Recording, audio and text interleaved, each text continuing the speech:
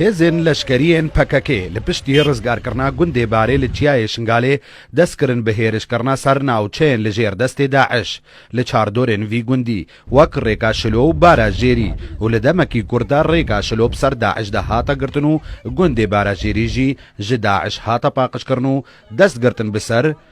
هەمەرەکە داعش دە و جەبخانەیەکە چەک و تەقەمەنیا دا جەبخانەیە زاف زەیدە دەستمە کەوت هەندووزاکی دەبینە زەتەن ئاخرەبەی کۆژمە دەست خست یعنی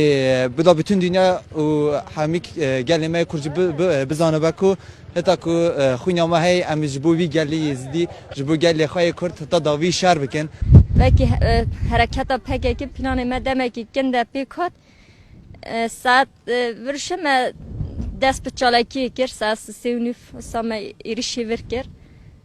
vî tepeyê de çend wisa qederekî hebû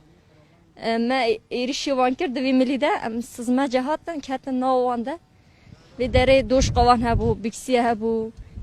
bîsvînk hebû hemû qederekî silahê wan ketin destê me de هێزên لەشکریên PKK دەوروبەرên gundê baragirtin û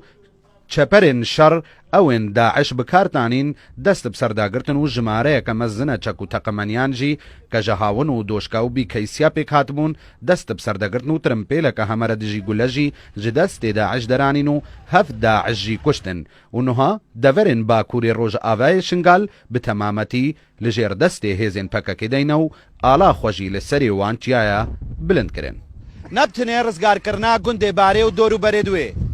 بەلێ هێزên لەشکریên ser PKK دەست گرتینە بسەر جابخانەیەکە مەزنە چەک و تەقەمەنیên داعشدا هەر وسا هەمەرەکە وانجی دەست بسەر دەگرتینە و ئالای دوانجی هاتنە شەوتاندن هەتا نوهەژی دۆروبەرێ گوندێ بارێ شەڕ و پەفچوون و پێکدادان بەردەوامن ئەحمەد شنگالی کورسات نیوز سەرێ چیایە شنگالێ